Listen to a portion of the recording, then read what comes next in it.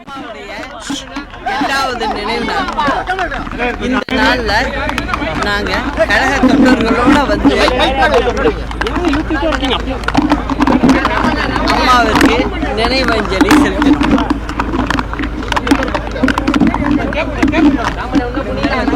புரட்சி தலைவரும் சரி, அம்மாவும் சரி, ஏழை எளிய மக்களுக்காகவே வாழ்ந்துவிட்டு சென்றவர்கள். அவர் இன்று மறைந்தார் என்றாலும் தமிழ்நாட்டில் உள்ள எல்லா வீடுகளிலும் நிறைந்திருக்கிறார். எல்லாருடைய மனதிலும் வாழ்ந்து கொண்டுதான் இருக்கிறார். அதே போல இரு தலைவர்களும் இந்த இயக்கத்தின் வழியாக ஆட்சி பொறுப்பிற்கு வந்து ஏழை எளிய மக்களுக்காக நிறைய திட்டங்களை கொண்டு வந்து செய்தவர்கள். மக்களோடு மக்களாக இருந்து ஆட்சி நடத்தியவர்கள் புரட்சி தலைவரும் சரி, அம்மாவும் சரி. அவர் வழியிலே தான் நாங்களும் வரும் 26 தேர்தலில்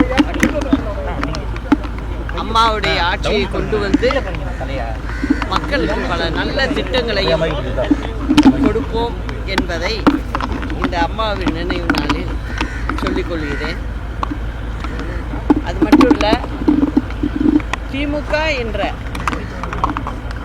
தீய சக்தி அப்படின்னு எங்கள் இரு பெரும் தலைவர்களும் சொல்லியிருக்காங்க. அதுக்கு காரணம் வேற எதுவும் இல்லை, மக்களுக்கு சொல்றதை எதையுமே செய்யறதில்லை. அந்த ஒரு காரணத்தினால தான் அந்த இயக்கத்தை நாங்கள் அப்படி சொல்லிட்டோம், இப்பயும் சொல்லிட்டு இருக்கோம். இப்போ பார்த்தீங்கன்னா ஒரு 2-3 நாள் நான் வந்து விழுப்புரம் மாவட்டம் இங்கெல்லாம் போயிட்டு வந்தேன். மக்களுக்காக எதுவுமே இந்த அரசாங்கம் செய்யவில்லை. வாயால் பேசுகிறார்களே தவிர எந்தவித வேலையும் நடக்கவில்லை. இதுக்கு முக்கிய காரணம் என்னன்னாக்க, நீர்நிலைகளை எல்லாம் சரி செய்யவே இல்லை. சரி செய்யறதா சொல்லி டெண்டர்கள்லாம் விடப்படுது. அதில் வந்து பாதி பேர் செஞ்சதா சொல்லி கணக்கை கொடுத்துட்டு போயிடுறாங்க. பாதி பேர் வந்து டெண்டரை விடாமல் தடுத்தும் நிறுத்திடுறாங்க. போட்டி யாருக்கு போட்டி அப்படின்னு பார்த்தீங்கன்னா, திமுக காரர்களுக்கு இடையே உள்ள போட்டியில் அதையும் நிறுத்திடுறாங்க. இதனால இன்னைக்கு யார் பாதிக்கப்படுறாங்க? பொதுமக்கள், அதுவும் குறிப்பாக ஏழை எளிய மக்கள் பாதிக்கப்படுறாங்க. இதை நான் நேரடியாக போய் பார்த்துட்டு வந்ததுனால தான் நான் இதை சொல்கிறேன். முழங்கால் தண்ணியில் நிற்கிறாங்க. குடும்பங்களில் உள்ள சட்டுப்பட்டு சாமான்லாம் போயிடுச்சு, எல்லாம் தண்ணியில் அடிச்சுக்கிட்டு போயிட்டு, மாடு வளர்க்குறவங்களோட மாடுகள் போயிடுச்சு, ஆடுகள் போயிடுச்சு, பாத்திரங்கள், சமையல் பாத்திரங்கள் வரைக்கும் எல்லாமே நீரில் அடிச்சு எல்லாரும் நிர்கதியாக நிற்கிறாங்க. அதனால இந்த அரசாங்கம் என்ன செய்யுது? அம்மா உணவகம்னு வச்சு அம்மா கொடுத்தவங்க, தாலிக்கு தங்கம் அம்மா கொடுத்தாங்க, எல்லாத்தையும் நிறுத்திட்டு சாப்பாடு போடுறத கூட நிறுத்திடுச்சு. அதே போல் அந்த மாவட்டங்கள்ல எல்லாம் சொல்கிறாங்க, யாருமே இந்த பக்கம் வந்து பார்க்கல, சென்னையிலேருந்து நீங்கள் ஒரு ஆள் தான் வந்திருக்கீங்க அப்படின்னு சொல்கிறாங்க. இதெல்லாம் போகணுன்னா அம்மாவுடைய ஆட்சி வந்தால்தான் மக்கள் நல்லபடியாக வாழ முடியும் அப்படிங்கிற நிலைமை இப்போ இந்த 4 ஆண்டு காலத்தில் எல்லா மக்களும் புரிஞ்சுக்கிட்டாங்க. அதனால் ஒரு 26ல் நிச்சயமாக ஆட்சி மாற்றம் ஏற்படும். தமிழக மக்கள் எங்களோட இருக்காங்க.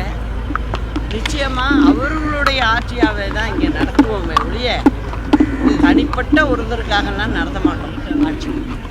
அந்த முறையே எங்களுக்கு தெரியாது. இதுதான் ஒன்று. இப்போ நான் கிளம்பி வரும்போது தகவல் கிடச்சிது, பல்லாவரத்தில் கழிவு நீர் குடி தண்ணியில் கலந்து எல்லாரும் சாப்பிட்ருக்காங்க. தண்ணி தாகத்துக்கு பருகிருக்காங்க. அதில் வந்து திரிவேதி, வரலட்சுமி, மோகனரங்கம் அப்படிங்கிறவங்க இறந்து போயிருக்காங்க மருத்துவமனையில். இன்னும் 30 பேருக்கு மேலே அட்மிட் ஆகியிருக்காங்க. அதில் 4-5 பேர் உயிருக்கு போராடிட்டு இருக்காங்கங்கிற தகவலும் வந்துச்சு. இந்த ஆட்சி பார்த்தீங்கன்னா சென்னையில் மெட்ரோ வாட்டர், மாநகரத்துக்கு குடிநீர் வழங்கலாம், இதுக்குன்னு ஒரு துறையே இருக்குது, ஒரு அலுவலகம் இருக்குது. ஏன் உங்களுக்கு தெரியுதில்ல? தண்ணி வந்து கலந்து கழிவுநீரோடு வருதுன்னு தெரியுதில்ல? உடனடியாக நீங்கள் என்ன செஞ்சுருக்கணும்?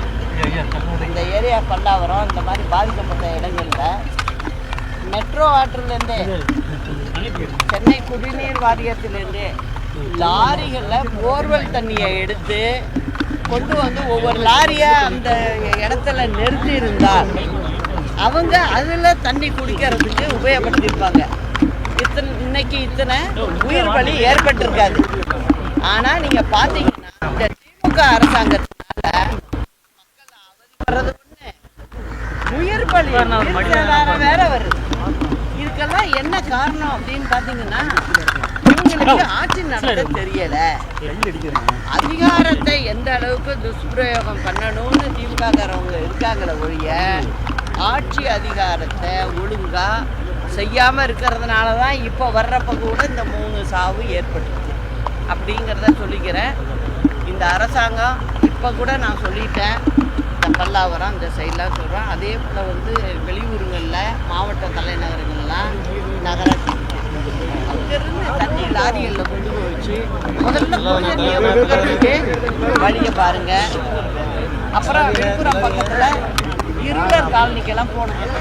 அங்கே அவங்க படிக்கிற சர்டிஃபிகேட்டு, முக்கிய தஸ்தாவேஜுகள்லாம் வந்து தண்ணியோட போயிருக்கு, கொஞ்சம் நினைஞ்சு போயிடுச்சு. என்னையே அழைச்சி கொண்டு காட்டுறாங்க. கொஞ்சம் வெயில் வந்திருக்கு, எல்லாம் பாயில் எடுத்து காய வச்சுக்கிட்டு.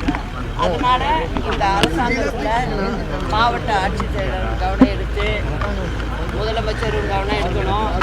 அந்த மாதிரி அவங்களுடைய தஸ்தாவேஜுகள் எதுவாக இருந்தாலும் போயிருக்கணும்னா அதுக்கு ஒரு ஸ்பெஷல் ஆஃபீஸரை போட்டு அவங்களுக்கு திரும்ப அதை புதுப்பிச்சு கொடுக்கணும்னு நான் சொல்லிக்கிறேன்.